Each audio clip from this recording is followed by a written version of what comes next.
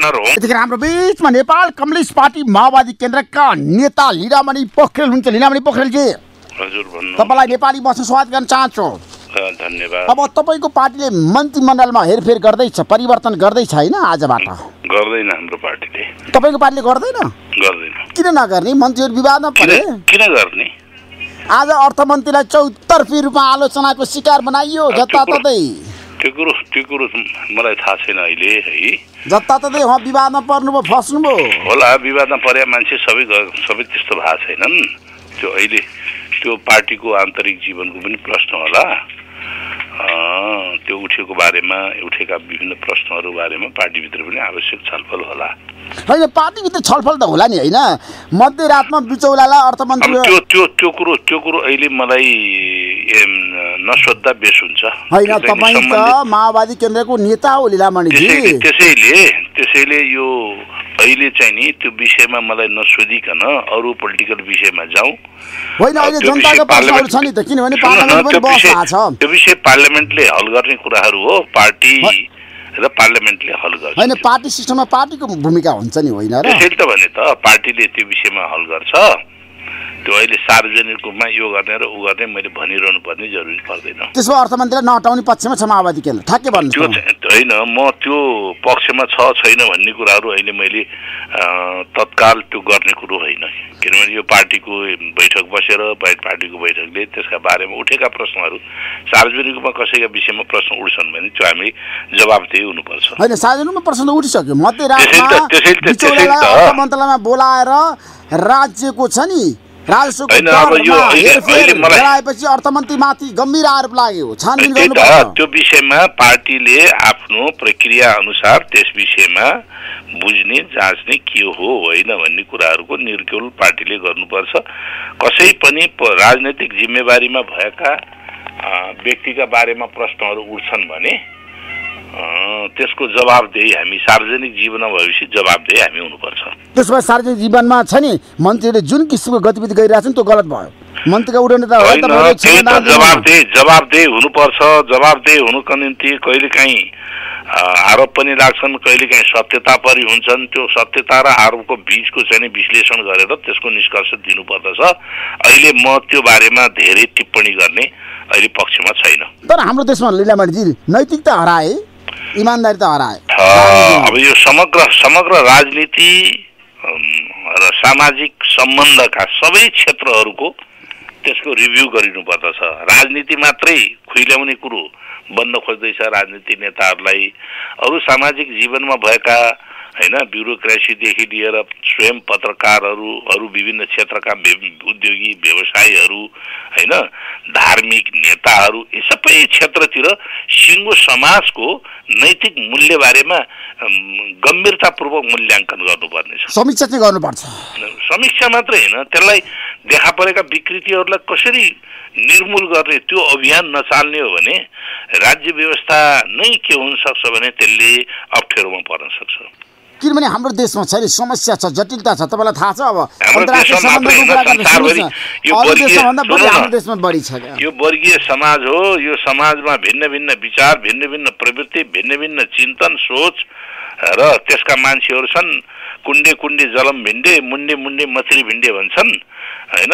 त्यो स्थितिमा आदर्श गुमाएका पनि छन्, आदर्श राखेका पनि छन्, आदर्श बेचेकाहरू पनि छन् हैन। यी विभिन्न प्रवृत्तिका मान्छेहरू पनि छन्, सबै चिजहरू छन्। त्यसको बारेमा हामीले चाहिँ नि गम्भीरतापूर्वक मूल्याङ्कन गरेर देशलाई कसरी आदर्शयुक्त देश बनाउने भन्ने कुरा सबैको जिम्मेवारी हो। तपाईहरु सरकारमा हुन्छ, किसानहरूले मल पाएन, लुट्न थाले, किसानहरू आन्दोलन गर्न थाले। त्यो त विकल्पको रूपमा किसानहरूले, जनताले जुन बेला जनताले आफ्नो आवश्यकता देख्दैन त्यति बेला त जनताले गर्छन्। यो राज्यले जिम्मेवार ढङ्गले यो मल के अहिले जेठमा असारमा आएर खरिद गर्ने हो कि के अरे आर्थिक वर्ष सुरु भइसके पछाडि आगामी उसको लागि खेतीपातीको निम्ति सुरुमै सरकारले जो गर्ने हो। लास्टमा आएर चाहिँ नि मल किन्न सकिएन भनेर चाहिँ नि सरकारले त्यो त जवाब दिने कुरा पनि त्यति उपयुक्त होइन। होइन, राज्य संयन्त्र लाचार बने क्या, मेरो प्रश्न त्यहाँनिर हो। होइन, राज्य संयन्त्रका सबै क्षेत्रहरू पनि लाचार होइनन् होला, केही क्षेत्रहरू होला होइन, यसरी पनि बुझ्नुपर्छ। केही पनि छैन, सबै सिद्धियो भन्ने ढङ्गले गरियो भने त त्यो पनि होइन नि। होइन, देशैभरि मलको अभाव छ, सरकार र दोषको आधारबाट हामी त गुण र दोषको आधारबाट त्यसको रिभ्यू गरिनुपर्दछ। हामीले कसको को दोषी छ, कसले राम्रो काम गरिरहेको छ त्यो पनि त होला नि। सबैलाई एउटै डालोमा हालेर पनि त नहोला। हीरामणिजी, अब एसपीबीको बारेमा कुरा गरौँ। तपाईँलाई थाहा छ अमेरिकन गभर्मेन्टले होइन एउटा पत्र छ नि, नेपाल सरकारको कुरा गर्दाखेरि, तत्कालीन सेनापतिको कुरा गर्दाखेरि राजेन्द्र छेत्रीले लेख्नुभयो होइन अमेरिकन गभर्मेन्टलाई, अमेरिकन एम्बेसीलाई। अहिले त्यो पत्र विवादमा पर्यो। दलहरूको अदूरसिता होइन, दलहरूको निकमनतापन त हो नि। यो सबै चिज दलहरूलाई लगेर हालेर हुँदैन के। सेनाले कूटनैतिक चाहिँ नि सम्बन्ध सेनाले कायम गर्ने होइन। सेनाले प्रत्यक्ष कूटनैतिक सम्बन्ध कायम गर्नै सक्दैन। त्यो पहिलो कुरा राजेन्द्र बहादुर छेत्रीले जसरी पत्र लेख्नु त्यो नै गलत छ। प्रक्रिया पहिलो म कन्टेन्टमा गइन, अझ प्रक्रिया नै गलत छ। सेनाले एम्बेसीलाई पत्र लेख्ने हो कि परराष्ट्र मन्त्रालयले गर्ने हो? त्यसकारणले राजेन्द्र बहादुर छेत्रीले जुन 2015 मा पत्र लेख्नु भएको छ त्यो पत्रको प्रक्रियागत रूपमा नै गलत छ पहिलो। त्यसपछि अन्तर्वस्तुमा जाउँ। अन्तर्वस्तुमा जाँदाखेरि अहिले 2015, 17, 19 पछाडि अहिले आइसके पछाडि त्यो SPP state partnership programme IPS को अंग हो भन्ने कुरा 2019 मा अंग हो भन्ने कुरा 2019 मा प्रकाशित इन्डो पेसिफिक स्ट्रेटेजी रिपोर्ट ले त्यसमा चाहिँ उल्लेख गरिसकेको छ। अब इन्डो पेसिफिक स्ट्रेटेजी भनेको अमेरिकाको नेतृत्वमा निर्माण भएको अन्तर्राष्ट्रिय सैनिक गठबन्धन हो। त्यसका बेसिकली 4 वटा उद्देश्य छन्। एउटा सेनाको गठबन्धन, दोस्रो ट्रेड, त्यससँग सम्बन्धित देशहरूको ट्रेड, तेस्रो सूचना प्रविधिको आदान प्रदान, चौथो आइपीएस का अन्तर्गत रहेका मुलुकहरूमाथि कसैले कतैबाट केही गर्यो भने जोइन्टली त्यसको प्रोटेस्ट। त्यो प्रिन्सिपलका आधारमा 2017 मा इन्डो पेसिफिक स्ट्रेटेजी गठन भएको थियो। अझ त्योभन्दा अगाडि 2007 मा जानुहुन्छ भने 2007 मा नै अर्को एउटा यिनै देशहरूले गठन एउटा चाहिँ गठबन्धन गरेका थिए। त्यो अपरेटिभ भएन र 2017 मा आएर यो अपरेटिभ भयो। यो ग्लोबल मिलिट्री एलायन्स हो।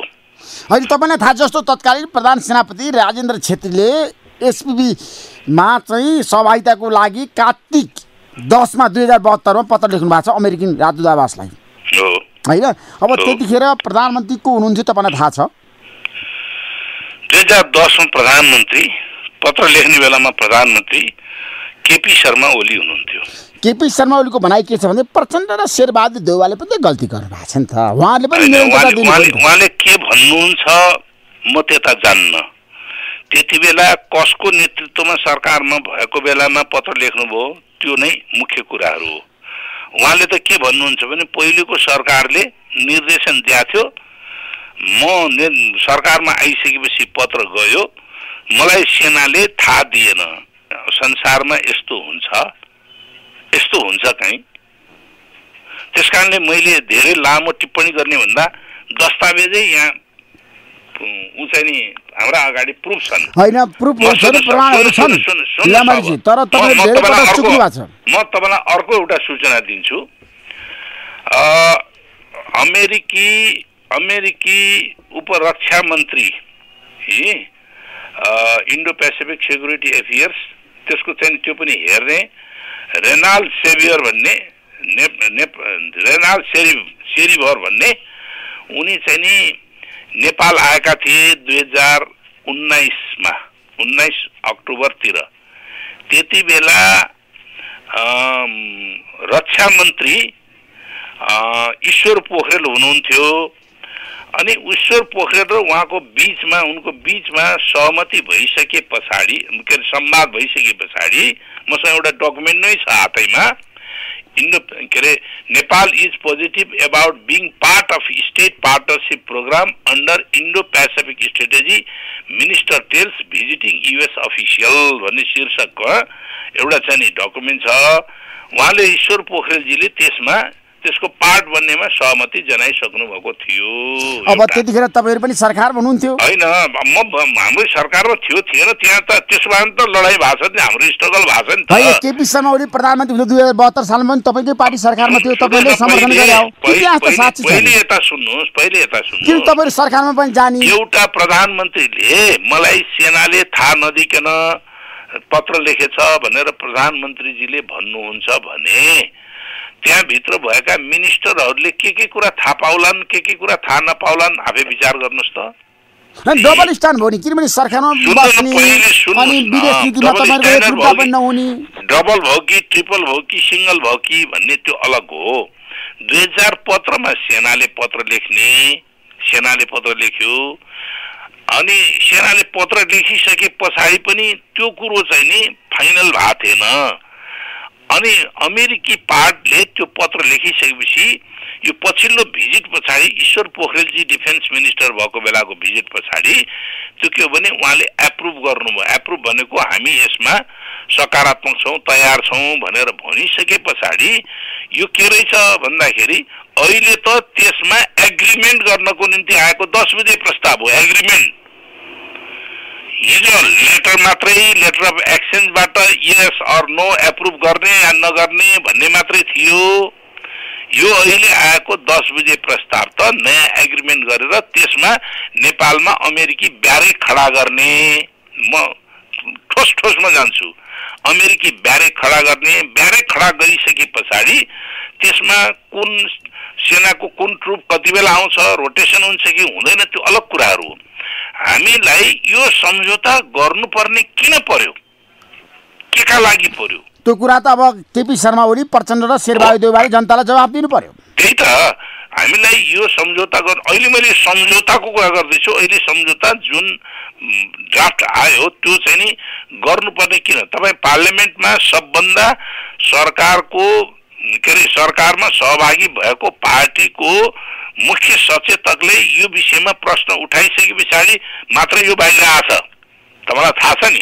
होइन, मैले देव गुरुङको अन्तर्वार्ता मैले लिएको पहिलो पटक नेपाली भाषामा। त्यही त तपाईले लिनुभयो, त्यो ठिक छ। तपाईले यस विषयमा सरोकार राख्नुभयो, उजागर गर्न प्रयत्न गर्नुभयो, राम्रो कुरो भयो।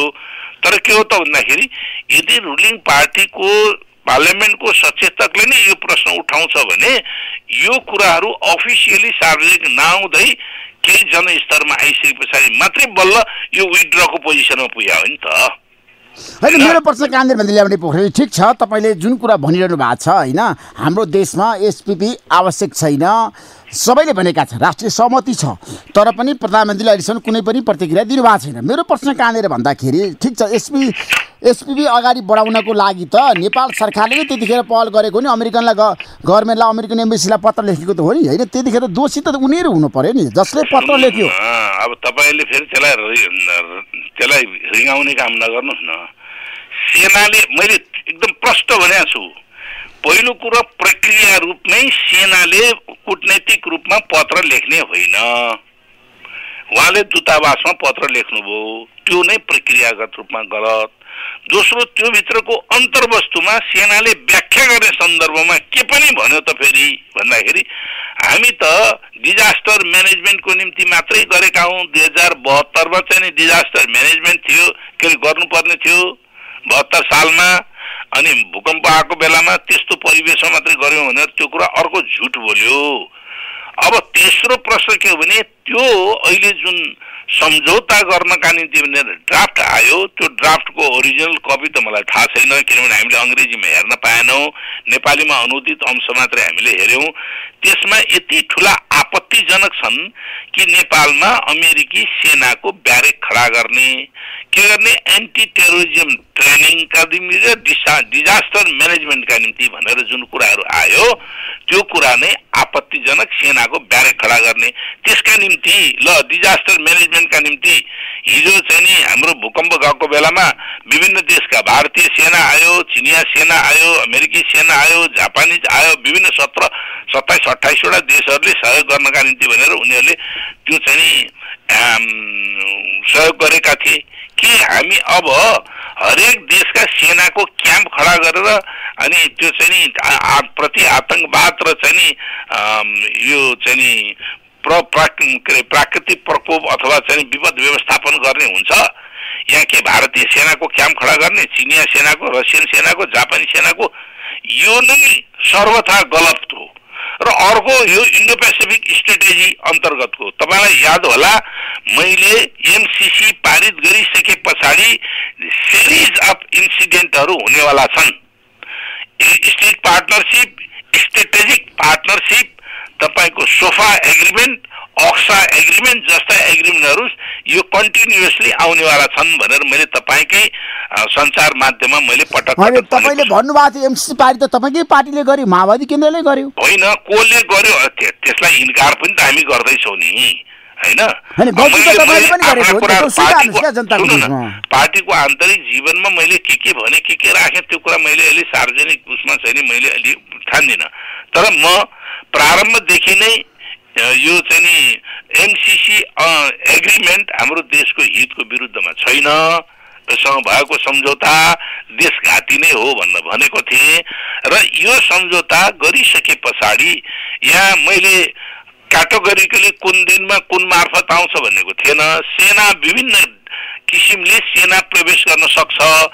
जनताले विभिन्न क्षेत्रबाट भनिरहँदाखेरि कहाँ आउँछ सेना? सेनै आउँदैन। यो विशुद्ध सैनिक के अरे विशुद्ध आर्थिक सहायता सम्बन्धी सम्झौता हो, कहाँ चाहिँ यहाँ देशघात भन्नेहरूले जवाब दिनु पर्यो।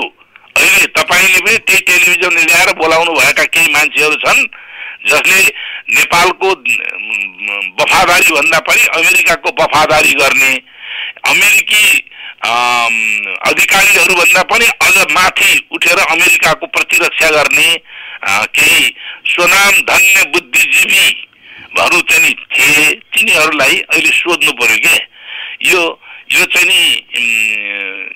चाहिँ स्टेट पार्टनरशिप एग्रिमेन्टले देशलाई हानि गर्छ कि फाइदा गर्छ भनेर एकचोटि सोध्नुस् त। होइन म सोच्छु लीलामणिजी, तर पनि मेरो प्रश्न कहाँनिर भन्दाखेरि हामी सत्तामा रहँदाखेरि एउटा कुरा गर्छौँ, प्रतिपक्ष पुगेपछि अर्को कुरा गर्छौँ, सत्तामा हुँदा कुरा गर्छौँ, प्रतिपक्ष पुगेपछि अर्को टिप्पणी गर्छौँ र पानी माथिको ओमानो बन्न खोज्छौँ क्या सबै दलका नेताहरूले। माओवादी केन्द्र, काङ्ग्रेस, एमाले गल्ती गरेको छ, त्यो कुरा तपाईँले स्वीकार्नु पर्छ जनतामा। ऋषिजी सुन्नुहोस् न, म सधैँभरि आफ्नो कुरा स्थिर ढङ्गले विथ प्रुफ मैले आफ्नो कुरा गर्ने गरेको छु। को नेताले के बोले म सबै नेताको जवाबदेही हुँदैन। म कुनले के बोलेका छन् त्यो जवाबदेही त म छैन। मैले के गरिरहेको छु भन्दाखेरि मलाई बेठिक लागेपछि त्यो बेठिकको विरुद्धमा म जहिले पनि उभिन्छु। सत्यका पछाडि म लाग्छु, सत्य सापेक्ष होला हैन, तर म गलत कुराहरूको विरुद्धमा लाग्छु र त्यससँग सम्झौता गर्दिनँ। त्यसो भए एसपीको कुरा गर्दाखेरि होइन केपी शर्मा ओलीले चाहिँ प्रचण्ड र शेरबहादुर देउवाको बारेमा स्पष्ट रूपमा भन्नुभएको छ है, यसको दोषी भनेको उहाँहरू हो, उहाँहरूले गर्नुभएको अगाडि बढाउनु भएको प्रधानमन्त्री हुँदाखेरि 2074 सालमा।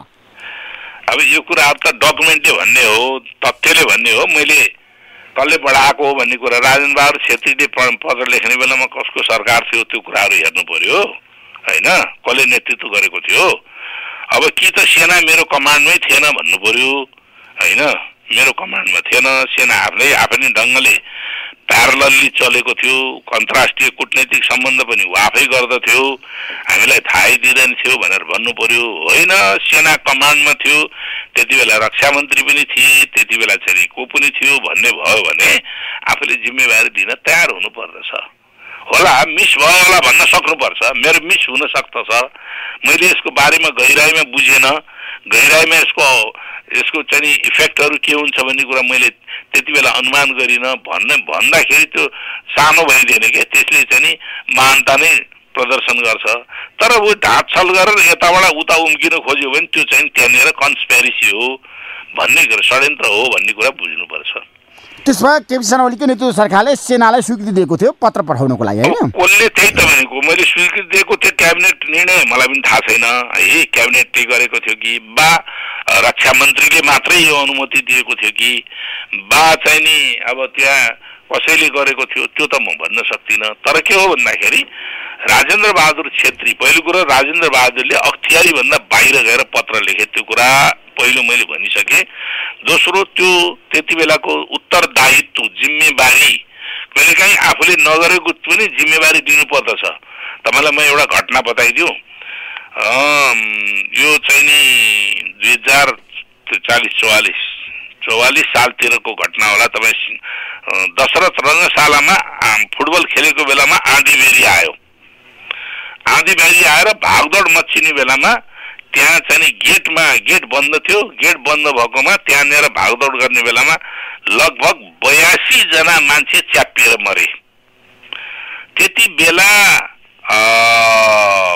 ऊ चाहिँ नि शिक्षा मन्त्री केशर बहादुर बिष्ट थिए। खेलकुद चाहिँ नि शिक्षा मन्त्रालय मातहत थियो, शिक्षा तथा खेलकुद मन्त्रालय भन्ने थियो। केशर बहादुर बिष्टले राजीनामा दिए, किनभने यो मेरो मन्त्रालय अन्तर्गत यो भएको दुर्घटना हो, यसको जिम्मेवार म छु भनेर राजीनामा दिए। 2028 सालमा सिंहदरबार जल्यो। सिंहदरबार जलेपछि कीर्तिनिधि बिष्ट त्यति बेला प्रधानमन्त्री थिए। उनले सिंहदरबार जलेको दायित्व बोध गरेर राजीनामा दिए। भने कहिलेकाहीँ आफ्नो मातहतमा त्यस्ता दुर्घटनाहरू हुन्छन्, राष्ट्रिय हित विरुद्धका संवेदनशील कुराहरू हुन्छन् भने त्यो नैतिकताको आधारबाट राजीनामा दिइन्छ। हाम्रो देशमा नैतिकताको आधारमा राजीनामा दिने मान्छे कोही पनि छैन पछिल्लो समय। सबैलाई सत्ता चाहिएको छ। नेपालमा छैन त्यो। नेपालमा त्यसरी नैतिकताको चाहिँ उ गरेर राजीनामा दिने कोही मान्छे, कोही पनि त्यस्तो खालको आदर्श अहिले चाहिँ नि कोही पनि छैन। जतिसुकै आरोप लगाए पनि थ्याच्चर भएर बसिरहने, जतिसुकै भ्रष्टाचारको आरोप लगाए पनि थ्याच्चर भएर बसिरहने मान्छेहरू छन्। अब अहिले देख्नु भएन, के अरे एकजना मन्त्रीले चाहिँ नि एकजना कर्मचारीलाई आफ्नै मन्त्रालयमा बोलाएर कुटे भनेर आएको छ हैन। अब प्रधानमन्त्री मन्त्रीले हटाउन सक्नुहुन्न, अवस्था यस्तो छ। त्यो के गर्नुहुन्छ त्यो प्रधानमन्त्रीजीको पनि हो। अब हामी कोलिसन पार्टनर हौँ र कोलिसन पार्टनरको मुख्य यति बेला जिम्मेवारी के थियो भन्दाखेरि दुईटा कुराको थियो। हामी हिजो प्रतिगमन विरुद्धमा संविधान छेदविच्छेद हुन थाल्यो, जनप्रतिनिधि संस्थालाई विघटन गरेर ध्वस्त पार्न थालियो भनेर त्यसका विरुद्धमा प्रतिगमन भयो। युद्ध र आन्दोलनले ल्याएको परिवर्तन, संघीयता, धर्मनिरपेक्षता, गणतन्त्र, समावेशी समानुपातिक प्रतिनिधित्व प्रणालीको जुन हामीले अहिले स्थापना गरिरहेका छौँ त्यो नै धाराशाहीमा पर्यो भनेर त्यसको रक्षाको निम्ति प्रतिगमन विरोधी आन्दोलन गरिएको थियो। सर्वोच्च अदालतले संसद पुनर्स्थापना गरिसके पछाडि हामीले अबको यो सरकार प्रतिगमन विरोधी आन्दोलनका दलहरूले नै गठबन्धन गरेर चलाउनु पर्दछ। यसको कोर्स कहिले हो त भन्दाखेरि यसको निर्वाचन, संघीय निर्वाचन सम्पन्न नगरुन्जेलसम्म यसको चाहिँ आवश्यकता औचित्यता छ भनेर हामीले गठबन्धन सरकार र कमन मिनिमम साझा न्यूनतम कार्यक्रम भनेर चाहिँ नि हामीले त्यो घोषणा पनि गर्यौं। सरकारको अबको अवधिभरिमा साझा न्यूनतम कार्यक्रम यो भित्र हुनेछ भन्यो। तर हामीले के बेइमानी गर्यौं भन्दाखेरि साझा न्यूनतम कार्यक्रम भन्दा बाहिर रहेको एमसीसी पास गर्नका निम्ति हरेक प्रकारका हरकतहरू अपनायौं। अन्त्यमा गएर यो चाहिँ नि के एक्सप्लानेटेटिभ अथवा व्याख्यात्मक घोषणाको एउटा ड्राफ्ट पास गरेर हामीले चाहिँ नि एमसीसी पार्लियामेन्टबाट पारित गर्यौं। भने अब यसको लिड गर्ने को त भन्दाखेरि प्रधानमन्त्री स्वयं देउबाजी हुनुभयो। प्रधानमन्त्री देउबाजीले यो राज्यले अनावश्यक विवादमा आइरहने चीजहरू किन गर्नुहुन्छ भन्ने गम्भीर प्रश्न उठेको छ। सायद यो एसपीपी के अरे एग्रिमेन्ट भएको भए माओवादी त्यसरी गएको भए माओवादी सरकारमा बस्ने सम्भावना पनि न्यून थियो। हैन, तपाईहरुलाई पनि सत्ता चाहिएको छ, सत्ताबाट तपाईहरु पनि बाहिरिन सक्नुहुन्न। मलाई चाहिएको व्यक्तिको रूपमा तपाईको पार्टीको धेरै नेताहरू छन्, अब त्यतातिर हामी नलागौँ। एकछिन तपाईले जो भनिहाल्नु भने चाहिएको छैन भन्ने भन्दा पनि कुन व्यक्तिका के इन्ट्रेस्ट छन् त्यसले म त्यो कुराहरू गर्दिन। तर म के मात्रै गर्दछु भने दुईटा कुराका निम्तिको यो एलायन्स हो। त्योभन्दा बाहिर जसले गर्दछ नि त्यो एलायन्सको मोरालिटी, नैतिकता भन्दा बाहिरका कुरा हो। सरकार पाएँ, त्यस सरकारको नेतृत्व गरिरहेको छु, त्यस कारणले मैले जे पनि गर्नु हुन्छ भन्ने मान्यता राख्नु भनेको फेरि अर्को स्वेच्छाचारिता हुन्छ। थ्याङ्क यू सो मच लीलामणिजी, समय दिनुभयो नेपाली बसलाई तपाईँलाई म धेरै धन्यवाद दिन चाहन्छु। थ्याङ्क यू सो मच, धन्यवाद दिन चाहन्छु। थ्याङ्क यू सो मच, धन्यवाद दिन चाहन्छु। Thank you so much. यो नेपाली रेडियो